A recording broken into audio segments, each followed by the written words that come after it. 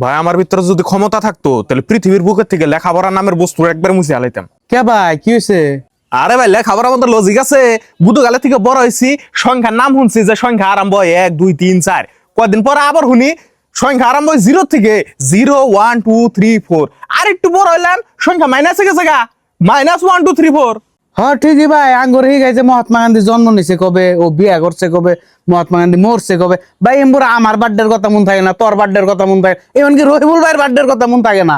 দেখছে ভাই, নিজেরই বার্থডের কথা মন থাকে না, মহাত্মা গান্ধীর বার্থডের কথা বলে মন থাকবো। সেটাই তো ভাই।